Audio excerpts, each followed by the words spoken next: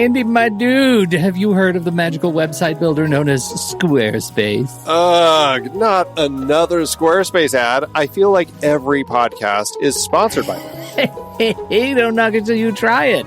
Yes, okay, it is overhyped, but actually it lives up to the hype.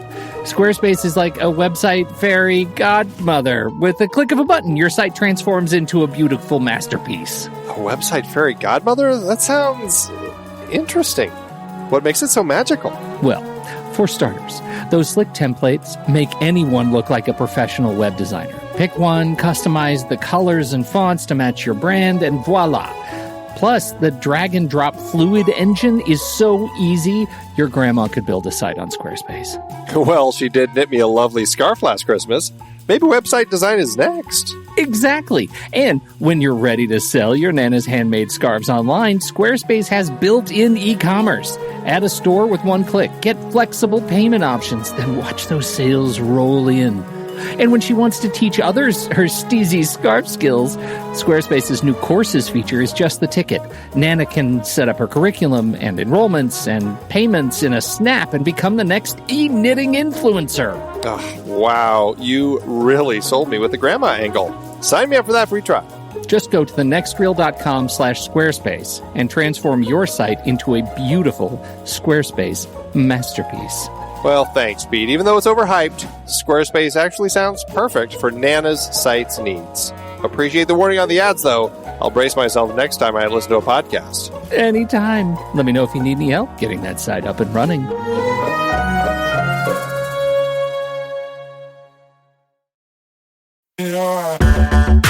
Andy, can you believe we've almost hit 700 episodes of The Next Reel? I know, it's crazy. And with all the other episodes in our family of podcasts, we are well over 1,200 episodes of movie conversation. It's really pretty amazing that we've gotten to have these in-depth movie chats every week for over a decade now. And we couldn't have done it without our loyal community of film fans. Their support over the years has meant so much. For sure. That reminds me, we should give the merch store a shout out. Buying shirts from thenextreel.com/merch is a great way listeners can continue to support the show. Plus, they get to sport our great designs. Absolutely. I think sometimes folks forget we have a variety of shirts, mugs, phone cases, and more available. In fact, a great place to start is with a shirt sporting the Next Reel's logo. We also have that classic Fast Times Spicoli Surf School tee, or the weirdly popular Rusty's European Tour shirt. The one from National Lampoon's European Vacation. Why is that so popular? Search me, but we have sold a ridiculous number of those. I guess there are a lot of Rustys taking trips to Europe? We're always adding new designs based on movies we've covered, like our brand new design for a streetcar named Desire, featuring a streetcar named Desire. So if you want to rep your love of TNR and films, head to thenextreel.com/merch. Every purchase helps us continue to have these weekly in-depth conversations. So visit thenextreel.com/merch today. And as always, thanks for listening and being a part of the Next Reel community. We've got lots more great movie chats coming your way. I'm Pete Wright. And I'm Andy Nelson. Welcome to the Next Reel. When the movie ends, our conversation begins. Born on the 4th of July is over. It feels like we're finally home, you know? I wanted to be a good American. I wanted to serve my country. I couldn't wait to fight my first war.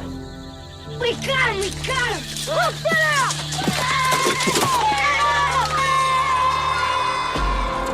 Let the word go forth. Daddy, the soldier! And the torch has been passed to a new generation of Americans. Your brother's a hard worker, Tommy. Win or lose. School, sports, life. As long as you do your best. That's what matters to God. First off, young men, let's get one thing straight.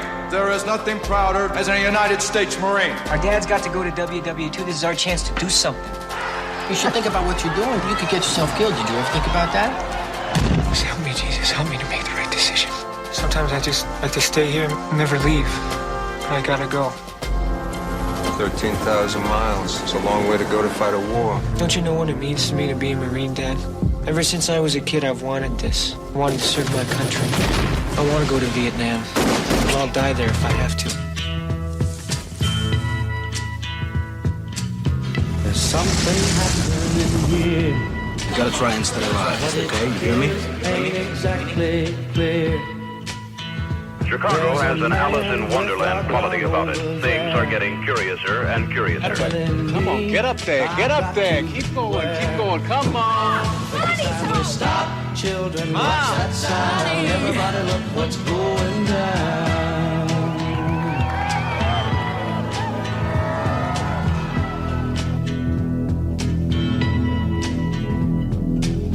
There's battle lines being drawn. Nobody's right if everybody's wrong. Young people speaking their mind are getting so much resistance from behind. Time way to stop. Hey, what's that sound? Everybody look what. 1, 2, 3, 4. We don't want to sing it more. 1, 2, 3, 4. We don't want to sing it more.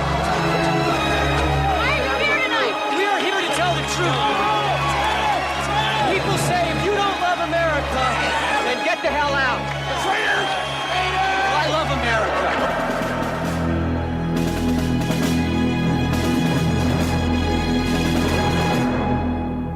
Born on the 4th of July, Andy, this is the end. This is the end. Our only friend, the end. We finally made it.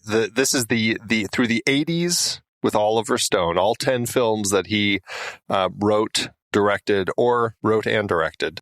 How'd this do for you? This has always been one of my favorite Oliver Stone films. It still is. I think that it's spectacular. I like it more than Platoon. And, this definitely is way up there as I think it had been my favorite Oliver Stone film.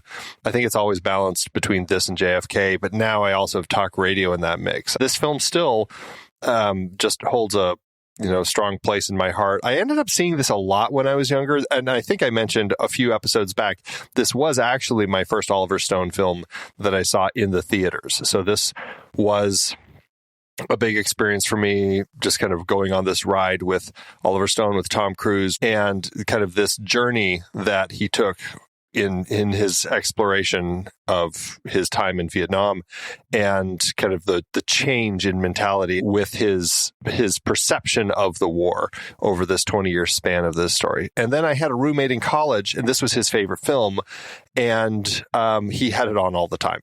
So I saw a lot of this film, a lot of bits and pieces of this film, because I wasn't always sitting down watching it with him, but he was always watching it, and so I saw lots of pieces of it from time to time. So big film in my life, and certainly one that I think still really holds up incredibly well. I think it's good. Wow. Okay. I think I'm colored a bit by my experience with Talk Radio in terms of just straight up filmmaking. I enjoyed that so much more than this film. I found there are things in here that I think are really strong. Some of the filmmaking just tools and techniques. He's just throwing everything up there, right? Like here's everything I've learned in the last 10 years, and you're going to see it on screen, and you're going to see it in terms of just driving the narrative. You're going to see it at war. You're going to see it at home. You're going to see everything he's doing with the camera and light and framing symbols in a way to move storytelling forward. All of these things are going on screen, which is all great. I have a hard time, and I'm hoping it'll come out more clearly in the course of our conversation. I have a hard time figuring out where the stars fall. Weirdly and pettily, it starts with facial hair, because I am distracted and pulled out of every scene where Tom Cruise is dealing with some sort of facial hair and makeup. It's terrible. It is terrible across the board. And honestly, I feel like a chump saying this, but it is my experience with the movie. I can't get into it when I can't believe what he looks like. I can't. These close-ups are too close, and so I struggle with it. That's funny. I feel like I have, Tommy Handsome, who's one of the regulars on the Film Board and on Saturday Matinee, and you also have the What's That Smell podcast with him. He notoriously always talks about how accents he has a hard time picking up on, or hard time having problems with when people use accents in films. And I'm the same with that. And I have to say, I'm kind of the same with facial hair and wigs and stuff. Like I never can tell. I just always assume that it's really their hair. And so I thought it actually was all really good in this film. You are hair blind. That's what it is. I am hair blind. You're hair blind.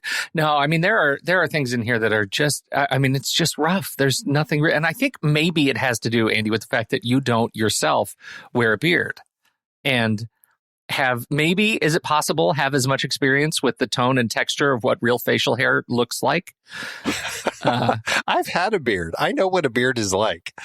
I know people wear fake mustaches and all that sort of stuff in films and stuff. And, I don't know. I guess I just end up, I see it and I just immediately kind of go along with it. I don't end up having an issue. It is okay. So we'll take that as notwithstanding that what I see as you said it was petty, and I would say yes, it is petty. And you said that you don't buy it, and I think that is hair blindness that gets in the way of your appreciation of the true appreciation of the film, and that's okay.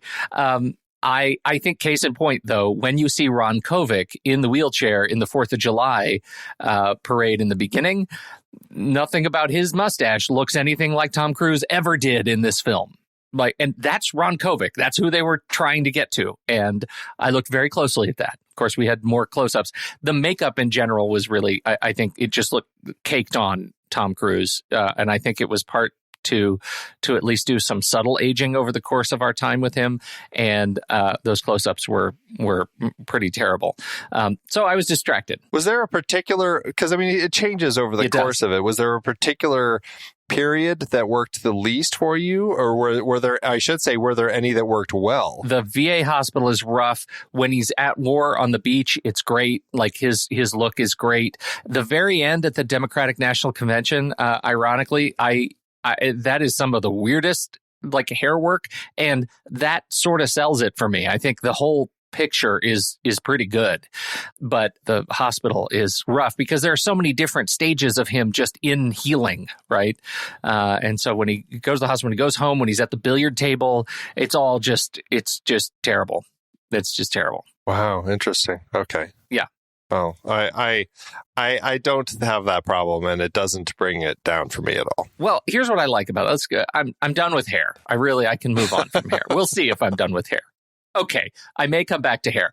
But what I really like about this movie is that it's a notorious just sort of anti-war movie, but it's different than an anti-war movie because it's an deprogramming movie, right? It is the journey of this character who is a supporter of the war, and if I go there and die there, I'm okay with that, to this is a terrible thing that we've inflicted on one another, and why can't we learn these lessons? And I think the arc of Stone and Kovic together telling that story works really well. And I don't know what to call it. It's not an anthology story, but it's very similar to the Steve Jobs movie, where we pick up this character in different sort of chapters of their lives through time, and we get to see this sort of isolated period and then move to another isolated period. It's linear in that they don't shuffle them around.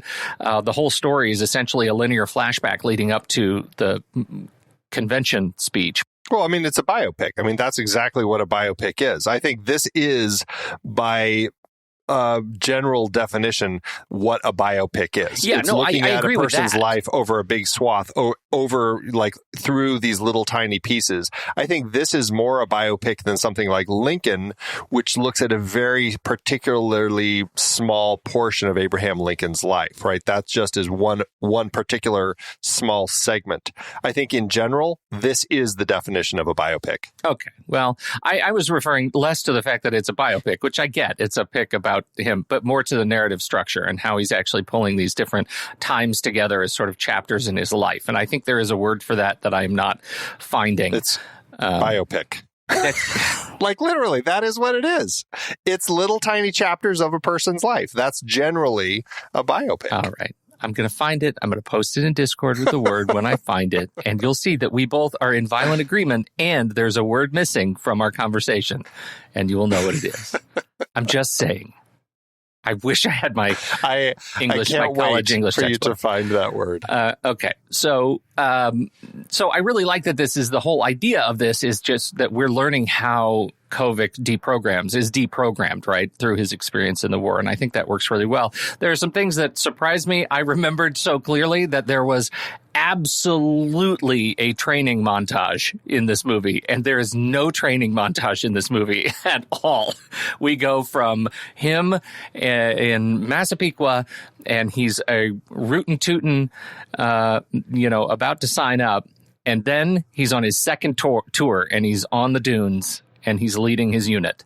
And that is a shocking transformation, and I think it works very, very well in terms of his character. I really like the way they do these jumps through time. In context, it was an interesting film to watch because I was kind of cataloging as we went along what the different stages were that we were looking at and kind of how things fell in. Because, yes, we start with the first portion of the film is really setting up our story. We're getting a sense of who young Ron Kovic is and kind of like his childhood and that idea post World War II of kind of this excitement about soldiers and the idealism or ideology that you had with soldiers almost, right? Where you looked at them with such high reverence and the way that he saw them and everything leading into kind of his passion to sign up when it came time to hit for his turn.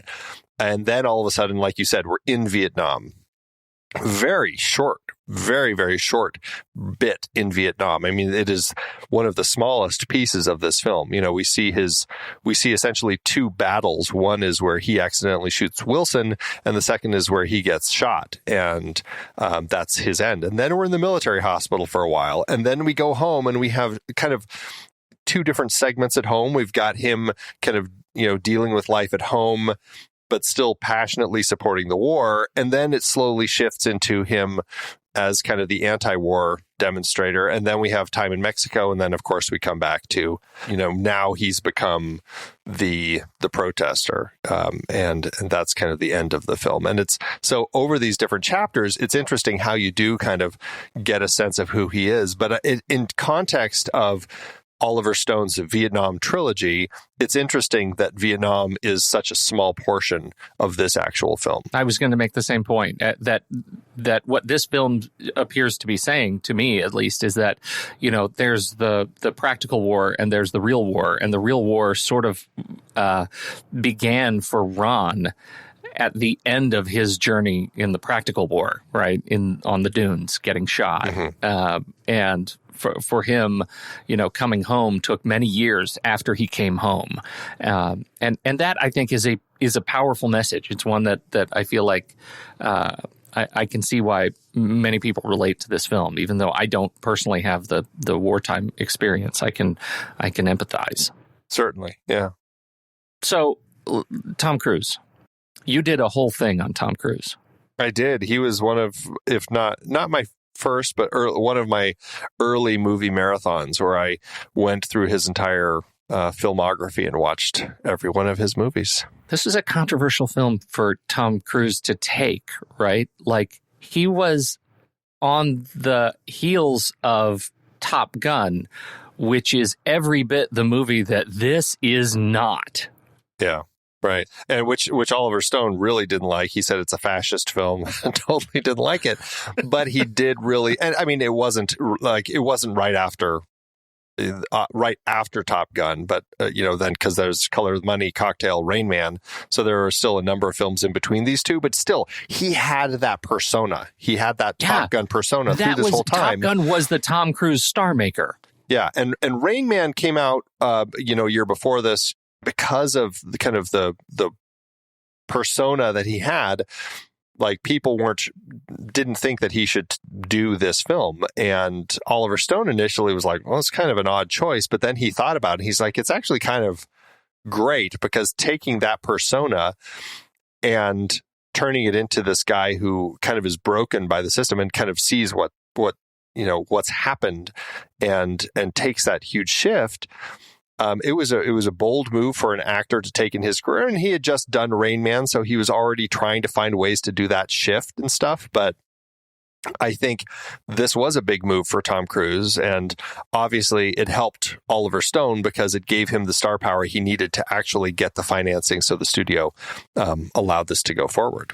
He was already researching VA hospitals, the VA experience before Rain Man. Cruise was so enthusiastic about doing this movie. I think it was Rain Man that, at least for me, it was like, obviously we knew Tom Cruise could be a star, and Rain Man also proved that he could be an adult.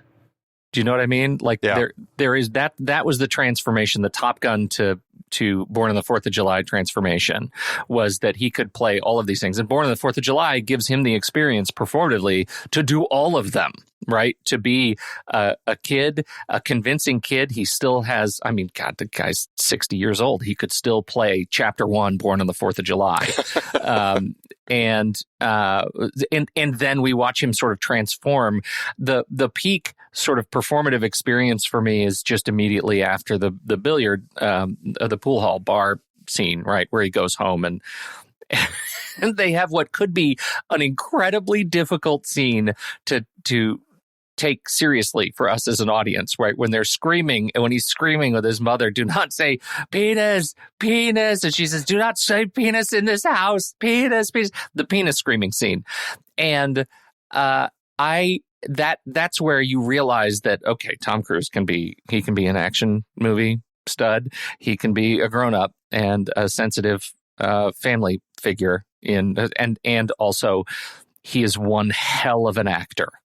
Like, just straight up one hell of an actor to be able to pull this off. Apparently, Oliver Stone at one point said, you know what we should do? You know what would be awesome to help you really get into the character is we're going to give you a drug that's going to paralyze you from the chest down for 2 days. What do you think?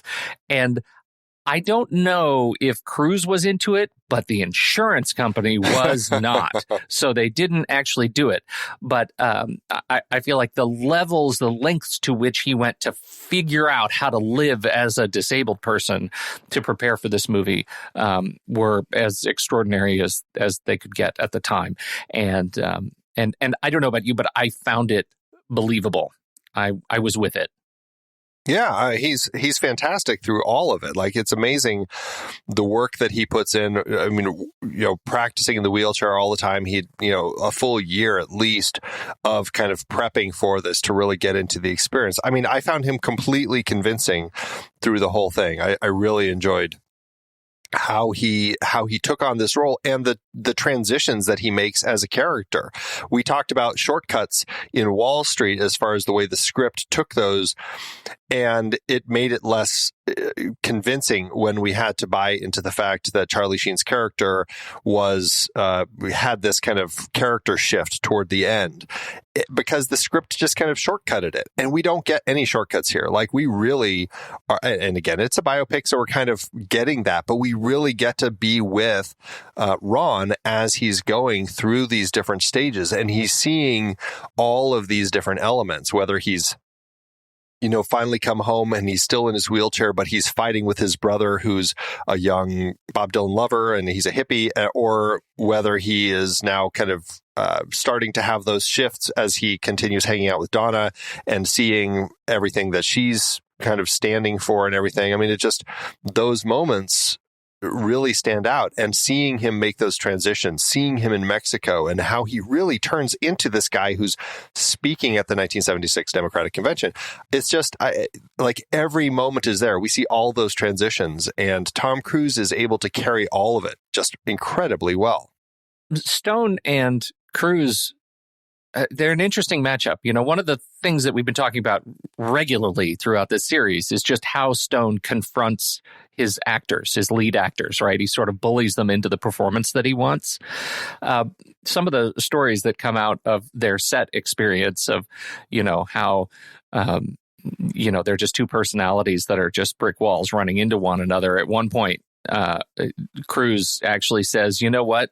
You need to not do what you're doing. I put enough pressure on myself I don't need you doing it too. And to hear Stone talk about that, he says, Cruise was a horse. He's an iron horse. We had a few icy moments because I was pushing him too hard. And he said to me, I don't need you to put pressure on me. And he was right. He's kind of macho and wants the best. Perfection is his goal. And if he doesn't achieve it, his frustration is high. I think it helped because the Kovic role needed the pressure. The guy was living on the edge.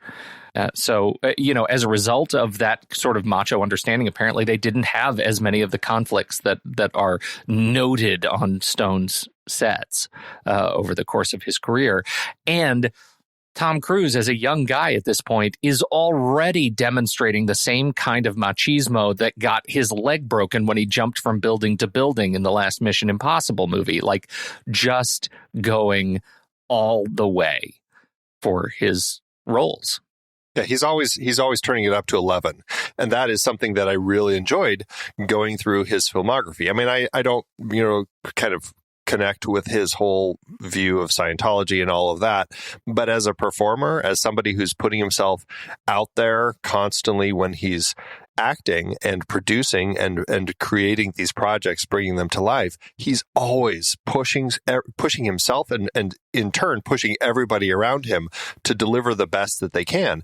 And you absolutely get that here. It's I don't know. I think that he carries this film and does an incredible job with it. I do too. So let's talk about kind of the backstory for this film, because I find it really interesting. Because initially, this film, Ron Kovic wrote this book in the 70s. He appeared at the Democratic National Convention in 1976. His book had been published, and there was a lot of interest in it. Al Pacino was actually the one who wanted to play this character after seeing him at that convention and reading the book. And apparently Kovic was all over that.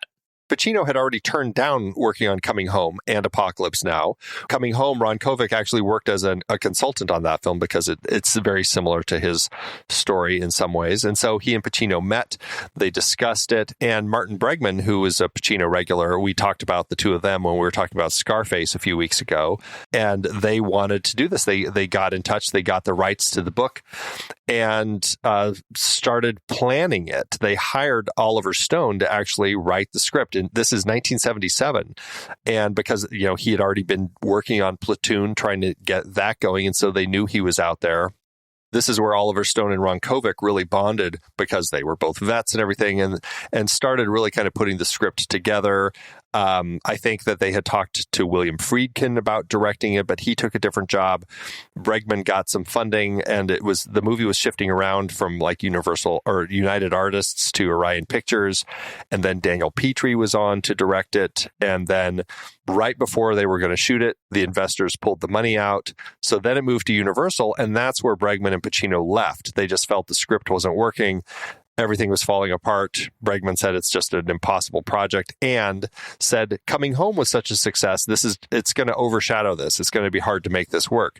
And so Stone was very frustrated and left the project. But he promised Kovic, he said, if my career ever takes off, I'm going to come back around to bring this project to fruition. And after Platoon came out, he called Kovic and said, hey, I'm ready. Let's do this thing. And that's really where they got started. And so they worked on the script again, got it going. The studio, they ended up talking to the studio, who said they were interested. This was Universal around the time of Wall Street.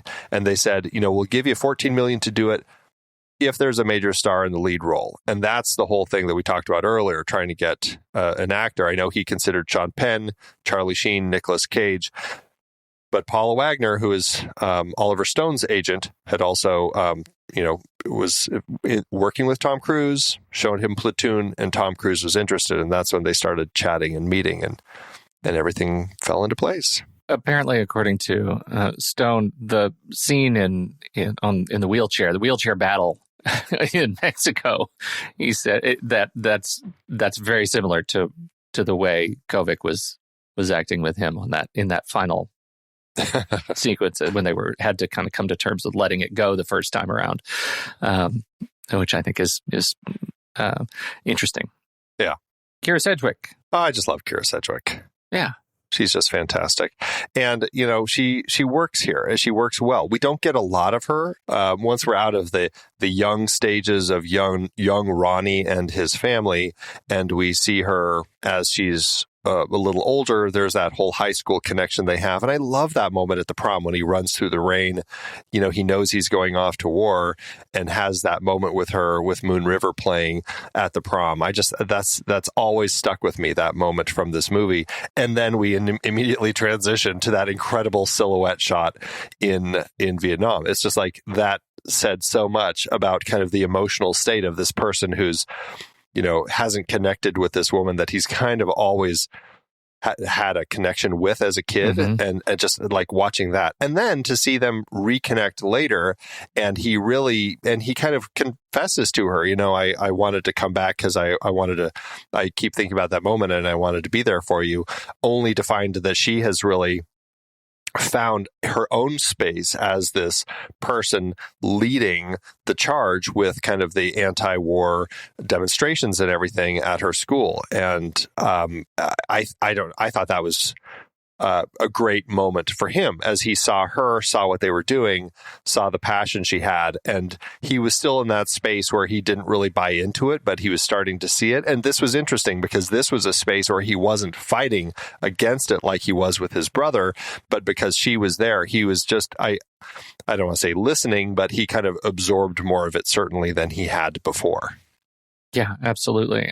It was an interesting sort of transformation that we allow, that these sort of avatar of transformation, and she definitely became sort of one of them, right? Where we get this, like, she sort of leads him into a new part of his life. She's one of those big transformations, and I think that was really important. It's hard because I have a hard time watching any of these relationships and not kind of wishing at some level that I was watching Forrest Gump. I know that's a hard thing to say. They're very different movies, but I can't help but look at what Zemeckis did and see a leveled up Born on the 4th of July in Forrest Gump with more sort of fantastical elements, and Lieutenant Dan, and I just feel like all of those elements were so beautiful and so powerful, and this movie is more of a catharsis and less of a sort of enjoyable experience for me as a movie. Interesting. Yeah, I love both of them. I think they're both obviously strong films, looking at different angles of that whole element. I mean, I can totally see how Forrest Gump relates, because with Lieutenant Dan and that whole side of things of being injured during a war, I think there's a lot to that. But I feel like this also allows for a lot more of the darker emotions that come along with that. And, Forrest Gump is so expansive, exploring so much. It's just, the Vietnam portion obviously carries through, but I feel like, we linger so much more on the characters here that we just get to, it's a full character exploration. And specifically about how the war affects him and how it shapes his life. I think there's, I find a lot of power to it. Well, and I think so too. And to your point, right? I mean, Lieutenant Dan is the vessel for how the war affects us. He's the journey, and he's a secondary character in Forrest Gump, right? The primary character around whom the world revolves is not sharing that experience. And what we get with Tom Cruise is that just brutal sort of, again, catharsis of emotion and rage and all of the things he has to go through in order to say he came home. And I think it's very powerful. So, yeah. Do you want to run through any of the other faces that we see in here? Because there was a segment that I did want to have you help me with that I lovingly call Find the Baldwin. But there are even some other faces in here that might be worth just throwing out. There are a ton of performances in here that are worth talking about. Starting with his family, we have Raymond J. Barry and Caroline Cava, who were both in Year of the Dragon. So they're as his parents. We have these two incredible performers who I thought were great. Oh, Carolyn Kava crushes it. She just plays this incredibly tough mother next to Barry, who's a pretty subdued dad.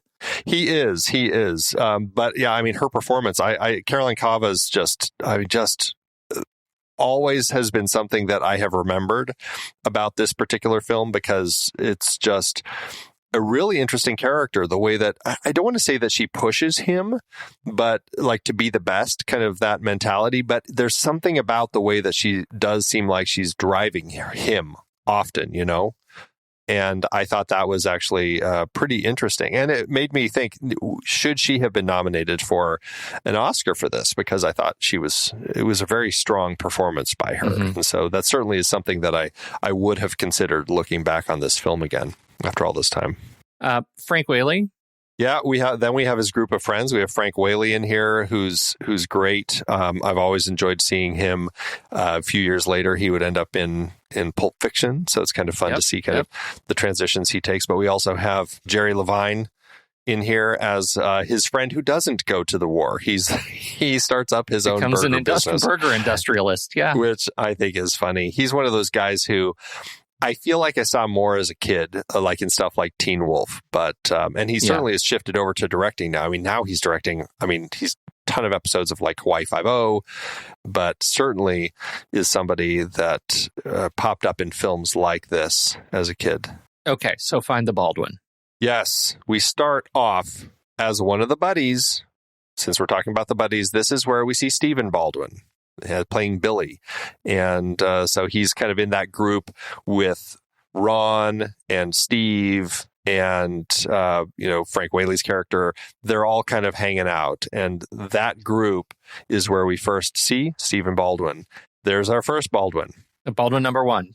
And then we go off to Vietnam, and that's where we find the second Baldwin. And I should say, while we're still in Massapequa, Tom Berenger pops up for his very brief part. Another Oliver Stone at this point. He's kind of, I don't know if we'd say a regular, but certainly somebody Oliver Stone likes bringing back. And he's the recruiting sergeant popping up. He is, and looks great. Practically an honorary Baldwin.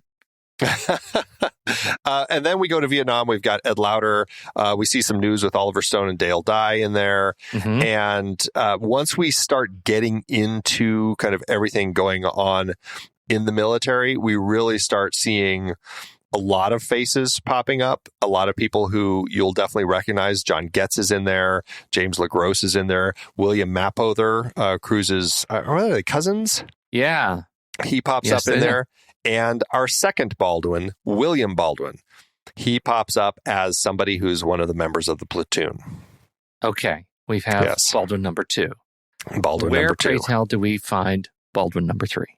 All right. So he's a little farther down. I'm just going to go through the sections real quick because I do want to call out once we go to the hospital scene, Vivica A. Fox pops up as the prostitute that one of the patients is having visit. That was a surprise. Although you can hardly tell it's her, but she does pop up in there. And then Bob Gutton also pops up as a doctor. Now we go to we reconnect with Kira and we see Abby Hoffman. Hoffman, the real Abby Hoffman, is speaking there, and Jake Weber pops up as Donna's boyfriend. Yep. There's another fun little face, and Edie Brickell is actually the folk singer, minus Bohemians, but it's nice to see her. Then we go to Mexico, and as we already said, Willem Dafoe, Tom Sizemore, Michael Wincott, a lot of familiar faces down there. We go and visit Wilson's family, and we see Lily Taylor there. Now we're at a point where we finally are in a period where Kovic has decided he's going to become a protester, and he's going to speak out, and we start seeing some actual people in the crowds and stuff like that. And this is where John C. McGinley pops up as an official at the 1976 Democratic Convention. Wayne Knight is also there. And this is where we see Daniel Baldwin as yet another vet. 3 Baldwins. We got 3 Baldwins. We don't have the full bingo. But the reason, I don't know if it's the reason, but I'm assuming they're all here is because the Baldwin family is from Massapequa. Oh, bringing it home. I can't help but feel like when they were making talk radio, Alec Baldwin and Oliver Stone were chatting about this particular movie. Yeah. And he said, "Oh yeah, this is Ron Kovic. He's from Massapequa." And Alec Baldwin was like, "Are you kidding me? I'm from Massapequa. You should cast me and my brothers in that movie." He's like, "Well, we just cast you, but yeah, let's see if we can find parts for all your brothers." Yeah, that's good. That's headcanon now. I'm sure that's how it happened. I love it. Yeah.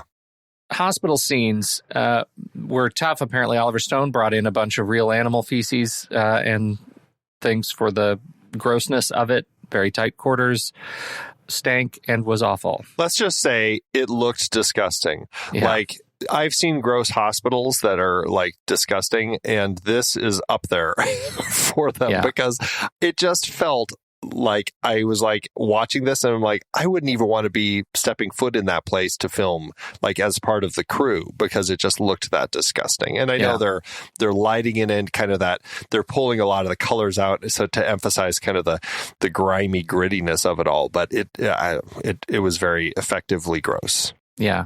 Especially the scene when he's trapped, he's hanging upside down in that thing because he's trying to preserve his legs, and he's pushing the button, which is broken, staring at a pile of his own vomit right underneath him. For hours. For hours he's doing it. It is, it's interminable. And even for us, the scene is like, it's about 15 seconds. Right? It's just awful. And of course, the leg break is another one of those that I think is really hard to watch because he is such a hero. He's got this facade of heroism as he's dragging his legs around on the crutches and then falls and his bone erupts through his leg. And that's a hard thing to watch. But the result of that is just that, like, I think what Cruise really does in that scene is he brings about that sense of just like complete loss. And to hear him talk about it, that he says in that scene, there was a real breakthrough that he stops thinking about the pain and humiliation that you might feel if you're just thrust into that scene, but just he experiences the breakdown as a performer, and the feeling of loss with his sort of castration, that he can't, create life. He can't ever have children. He can't, like, all of these things suddenly occurred to Tom Cruise in that sequence that as a performer just allow him to even more fully embody Ron Kovic. And I think that is on display, particularly as he's screaming and they roll him back around and he's screaming and he grabs the orderlies and then the drain isn't working. Like, so many things happen all at once that as an audience, as a member of the audience, I'm feeling as piled on, right? I think they deliver that perfectly. And you get the doctor coming in. It was just like trying to assure him, but it's like, do you believe him? Was he an accountant, right? Like, was he really a doctor? Well, and it's funny because that's Mark Moses, who was also pretty much the same. He was in Platoon as effective in Platoon. Right. He does a great job of playing a guy who's in a role that you almost just don't buy because he just seems like not the guy to be in that spot. Yeah, totally. Let's talk just a little bit more about Mexico, because Mexico gives us Willem Dafoe, Oliver Stone favorite, and we get this sort of this place, this sort of fantasy place. It's built as this fantasy place, and you have all of these other wounded vets who are rolling around in wheelchairs, and you have a sort of prostitute industrial complex that caters to the veterans there, and everything is just sort of out there and he has an experience with one of them that is transformational and allows him to sort of see his body in a different way. And at the same time, that transformation reaches its peak as they're abandoned on the road in the dunes, Willem Dafoe and Tom Cruise, and they have the wheelchair chase and fight, and end up really humiliating each other and themselves as they sort of scrapple on the side of the road and fall down into the dirt. And I feel like that's another one. That's another one of those peak scenes where we get Kovic's character realizing his place in time and space as a result of seeing someone who is more lost than he. And that's another sort of just meaningful data point for me in like when you say shortcut. That's one of the things that could have been shortcut in this movie. We could have lost that experience in Mexico, that chapter in Mexico, and it would have felt empty. Yeah. I feel like Wall Street Oliver Stone might have taken out some of that material in Mexico. And I think Born on the 4th of July Stone proves, smart filmmaking wins out. Well, and I think it really is set up it strongly with Michael Wincott, who only has that one moment down in Mexico, but it's and again, we just saw him in talk radio, so it's great seeing him back here, but it's that one moment where he's just like, he warns him, like, this is a moment when Ron is seeing this life down here, and he's seeing these people who essentially, it feels like time has stopped, and they're just kind of living in this strange space of gambling and drinking and sex. Purgatory.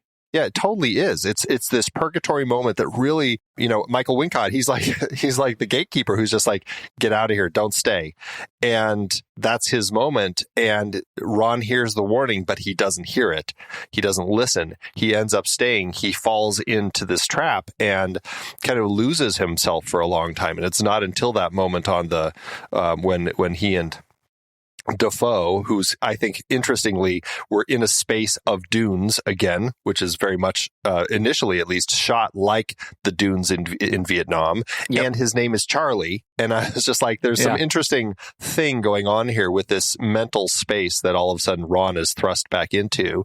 And here we have this moment where he kind of has this breakdown, and he's really just trying to figure out, why they're here. And I thought that was really powerful, the way he has that thing there, where he's like, things made sense. Do you remember things that made sense that you could things you could count on before we all got so lost? What are we going to do, Charlie? And he's at his low here. Like, he is completely lost and doesn't know what to do anymore. And a really strong depiction of that. Mm-hmm. Yeah, I think so too. I appreciate you pull out the colors and the way the thing was shot overall, because that tone and texture of the movie stands out, right, chapter to chapter, because he changes it really effectively over the course of the film. And comparing the desert sort of sands of Mexico to the dunes in Vietnam, I'm not sure they're shot the same way, but certainly those same sort of just super yellow hot tones that just feels like suffering. It's so strange to me that we go from suffering in Vietnam to Mexico, and it's colored the same, even though Mexico is initially supposed to be this sort of paradise for these soldiers. And you realize over the course of the story that's unfolding on screen that this is a trick. This is a trick paradise. It's not what you think it is. And it's sort of, the color leads us into that, right? And sort of reminds us at the end, oh God, he's still fighting the war. He's fighting the same war he fought in Vietnam. Yeah. That was pretty powerful.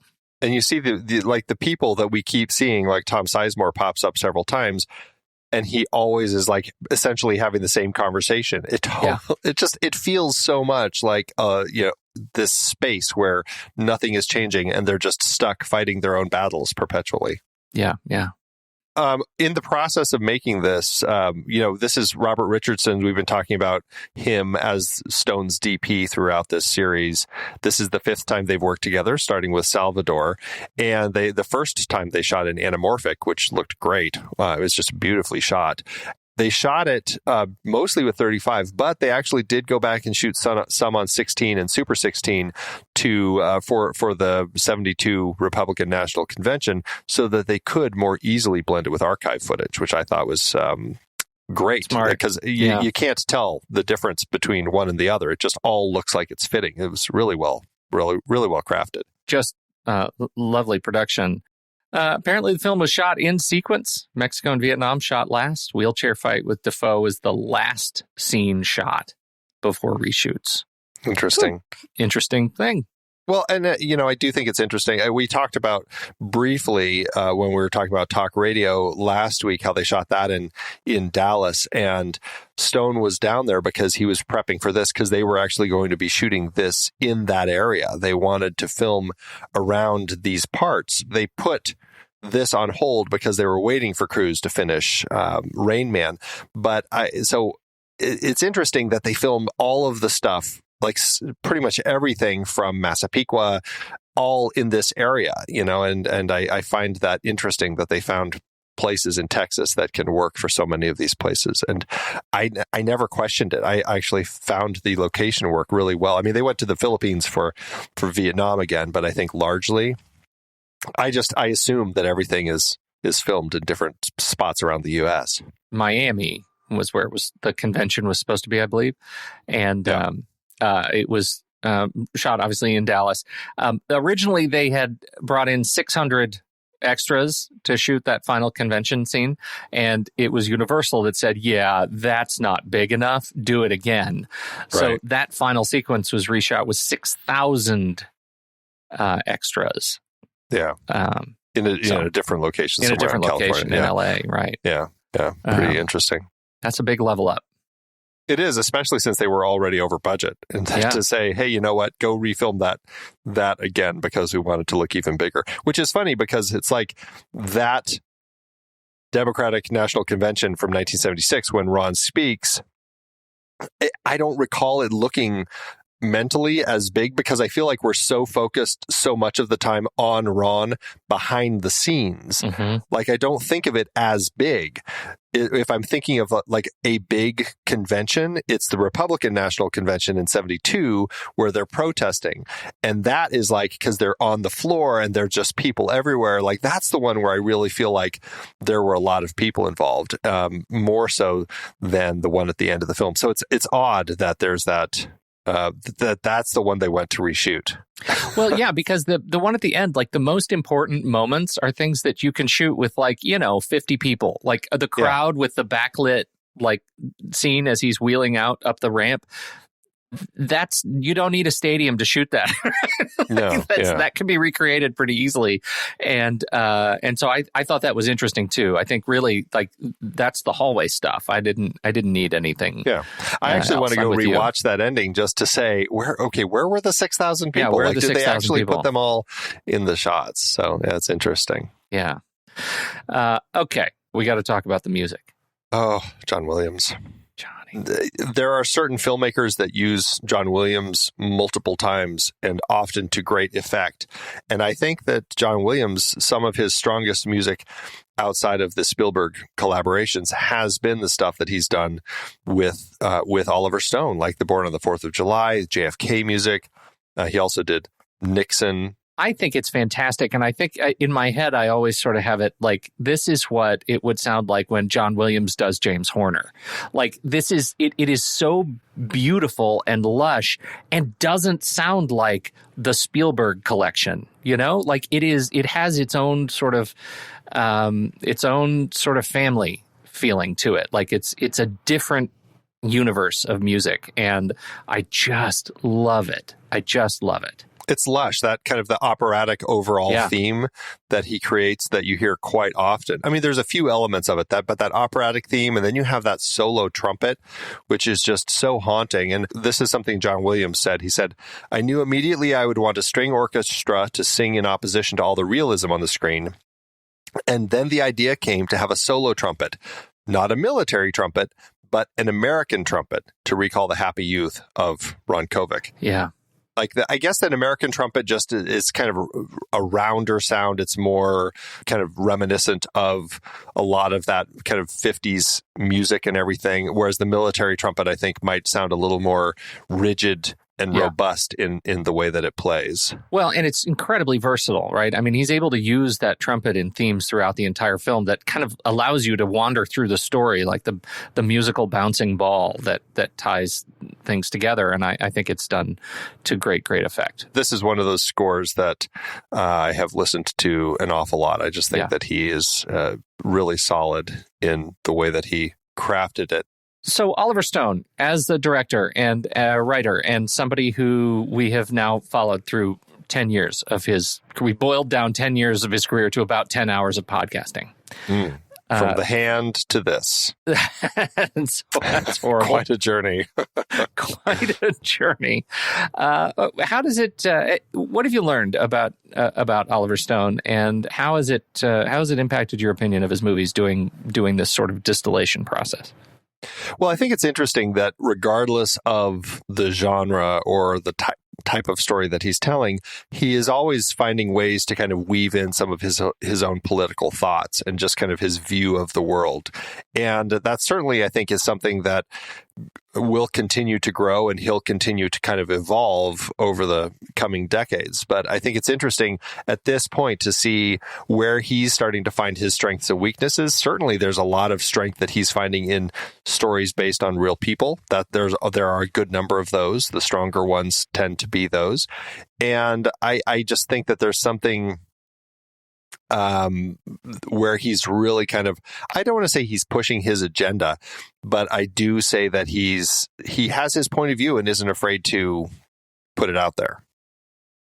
I think the piece that strikes me is just how good he is at doing it at this point in his career, right? Because the earlier movies, he's not very good at doing it. Either he didn't have much to say, which I doubt, or he just didn't have the tools he needed to develop to actually do it. And I think this movie shows, even though it can be criticized as kind of heavy-handed, when you look at his sort of Vietnam trilogy and the films that he makes around criticism of some aspect of culture, American life, or politics, whatever, it shows how adept he is at planting those seeds of question, of, you may not agree, but at least I'm provoking you to question. And I think that is, it's a tool set many directors don't ever take the sort of time or initiative to learn, right? And I think that's one of the things that makes Oliver Stone a unique filmmaker, even though I clearly don't like all of his films. In fact, if anything, this series has demonstrated for me I don't like more of his films than I do like. I appreciate him and what he has crafted here so much more. To that point, a lot of the films at the beginning of the series were ones that he had only been hired to write. He wasn't really behind them.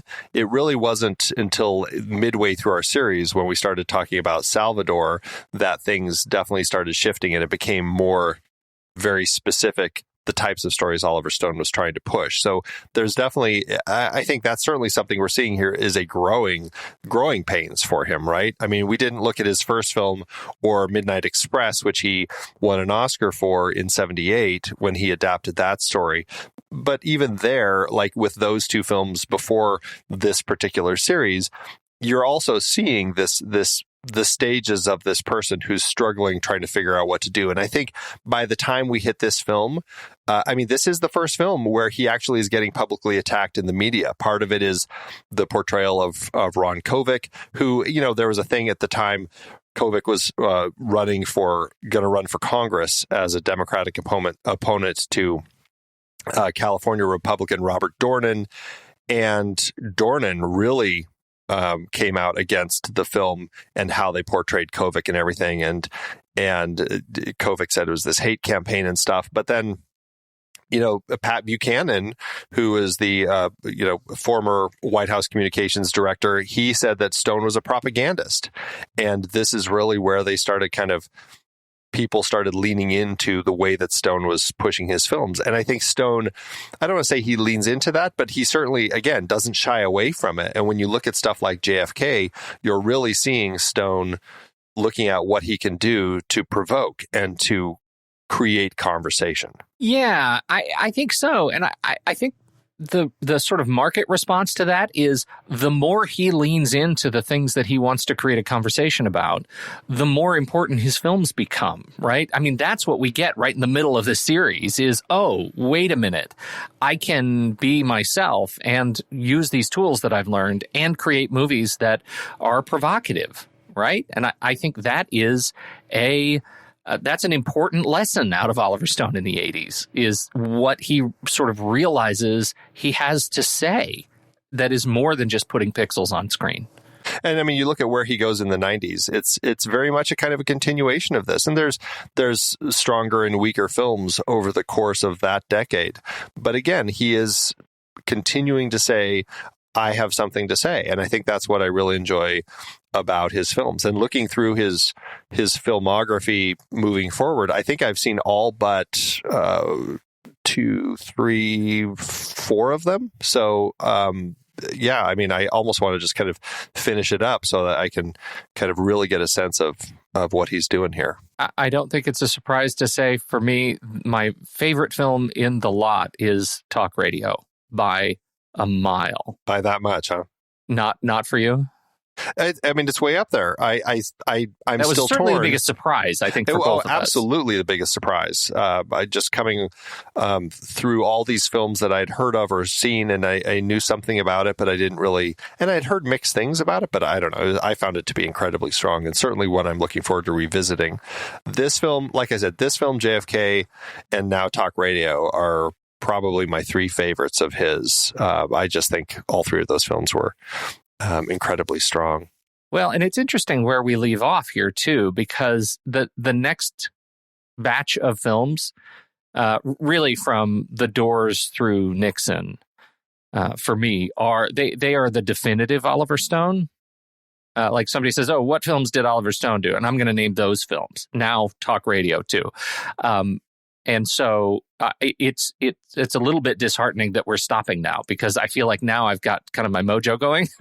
I'd like to come back and talk about more of these films in particular. I haven't revisited The Doors in forever, but I remember thinking some positive things about it. Yeah, that's one that I saw in the theaters with my mom, and I'll never forget how weird that was. Because there were some scenes I'm like, I don't know if I should be sitting next to my mother in this particular moment. But my memory of Any Given Sunday is rough. I haven't seen U-Turn, or I don't think I've seen Alexander either. Probably his most fun film to watch. I really enjoy that one. Okay. World Trade Center. Now we're pushing into a new kind of territory for Oliver Stone, and I feel like the Oliver Stone in the 2000s is worth maybe its own series, but I don't think it would be as much fun. Yeah, I mean, Snowden, we talked about as a film board episode. Wall Street Money Never Sleeps. I mean, we mentioned that briefly when we talked about Wall Street. I didn't care for it that much. And then I think, between JFK, Nixon, and W, he's got an interesting kind of presidential trilogy that he has. I don't know. I'm very curious. I feel like now, I mean, I know he's working on a new movie, White Lies, but I feel like, he's really kind of pushed into some interesting TV projects. I mean, that's certainly the last 10 years between the Untold History of the U.S. and the Putin interviews, some interesting kind of TV doc projects that he's been doing. That excited that he's still trying to find ways to kind of look at politics and get kind of opinions out there. Me too. So there we go. Oliver Stone. Let's wrap it up. Andy, how did this do at award season? This was a popular film. 15 wins, 26 other nominations. Over at the Oscars, 8 nominations there. Oliver Stone won for Best Director, and the film won Best Editing, which is usually a sign that it's going to win Best Picture, but it didn't. The film lost to Driving Miss Daisy, which we've talked about on the show. We've now talked about 3 of the 5 nominated films. We talked about Driving Miss Daisy, this, and Field of Dreams. We still haven't discussed My Left Foot or Dead Poets Society. We did talk about Do the Right Thing on the show, though. It's a very strong year, tough call. Mm-hmm. Any sense as to what you would vote for now, having rewatched this?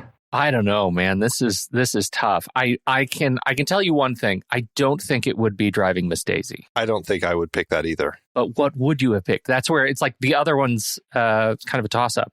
Right now, I'm leaning toward Do the Right Thing. But, time and context and history does a lot. It does, absolutely.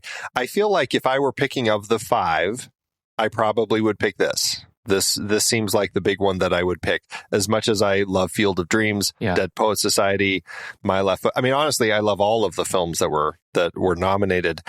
If I could push something else in there, it certainly would be Do the Right Thing. And now I probably would lean heavily on getting that in the Best Picture slot. Yeah. Tom Cruise did lose to Daniel Day-Lewis for My Left Foot. Adapted script lost to Driving Miss Daisy. Cinematography lost to Glory, shot by Freddie Francis. Another beautiful looking war film. Yeah. Same thing with sound. They lost to Glory. And John Williams' score lost to The Little Mermaid. This is really the big kickoff of Disney's resurgence in the late 80s, early 90s for the music, and the start of Alan Menken winning as many Oscars as he did, because certainly his music is pretty unforgettable. Truly. Over at the Golden Globes, it won Best Picture Drama, Best Director, Best Actor in a Drama, Best Screenplay, and then again, the score lost to Little Mermaid. And then I just had to call this out because it was kind of a funny award at the MTV Video Music Awards. It got a nomination for the best video from a film. Edie Brickell I almost don't even want you to say it. I don't even want you to say it. Singing A Hard Rain's A Gonna Fall, which is, of course, Bob Dylan's song. She lost to Billy Idol singing Cradle of Love in The Adventures of Ford Fairlane. That's right. God. Okay. How did it do at the box office?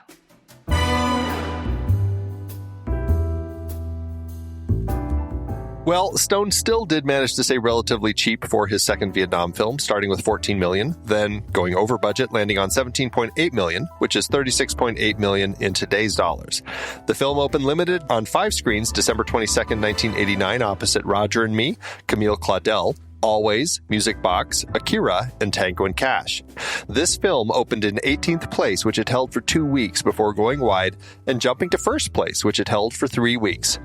It dropped out of the top 10 after 14 weeks, but it did really well for itself, earning $70 million domestically and $91 million internationally for a total adjusted gross of $333.1 million, making it the 10th highest grossing film of 1989. That lands it with an adjusted profit per finished minute of $2 million. Not quite as good as Platoon, but still a solid entry for Stone and another sign that he was on the right track to success. All right. I feel like I like this movie aplenty, but I'm surprised at even my own Flickchart ranking, Andy. I think we need to take it to the mat.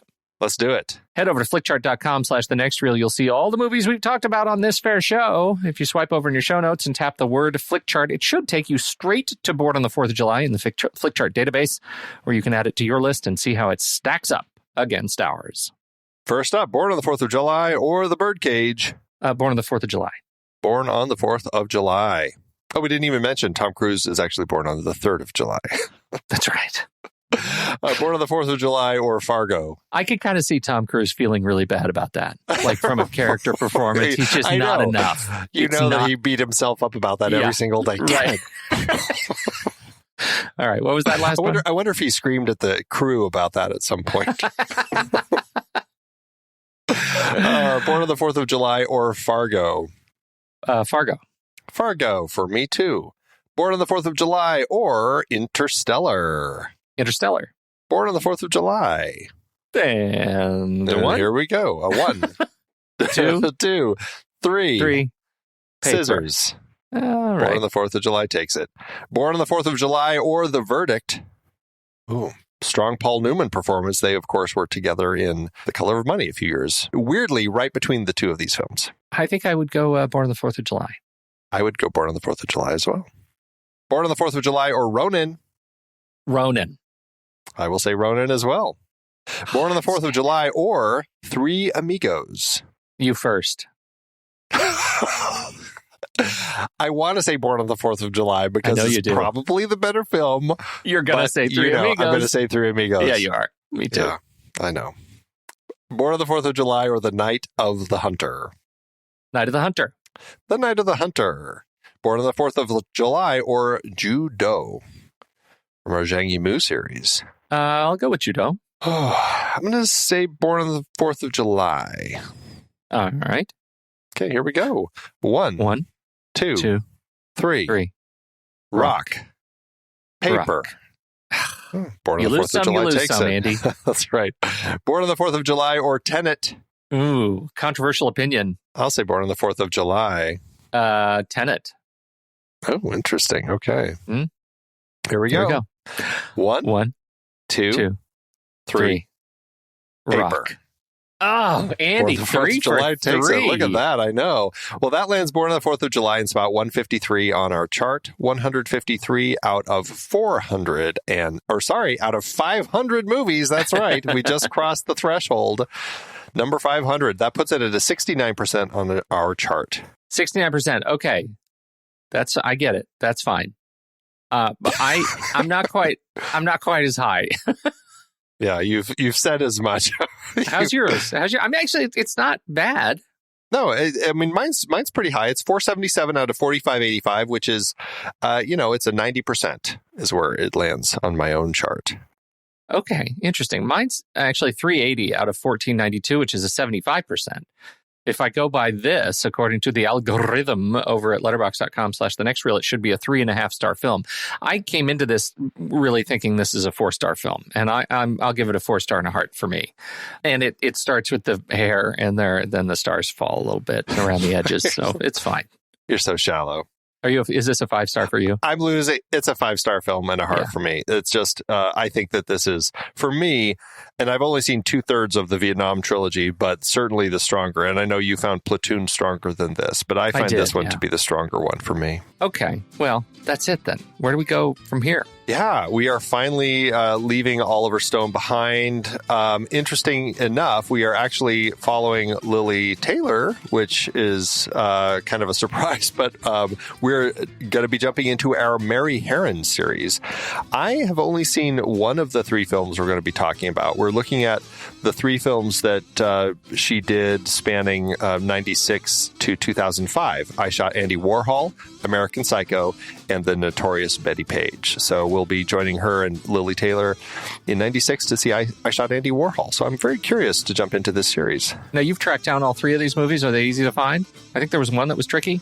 I Shot Andy Warhol is tricky. I think that you ended up finding a link for us to watch on YouTube. Yeah, so I don't know. Maybe pretend you didn't hear that. As soon as people find it, it tends to go away. We are the curse of YouTube movies, so or watch it quick. Yeah, American Psycho is pretty regularly available. I found The Notorious Betty Page at the library. I don't know if it's available elsewhere, but yeah. All right. Well, just watch it, and you'll find whatever links are available to it. But I'm looking forward to the series. I am a big proponent of American Psycho. Yeah, so it's going to be a fun one. It's about time. Well, when the movie ends, our conversation begins.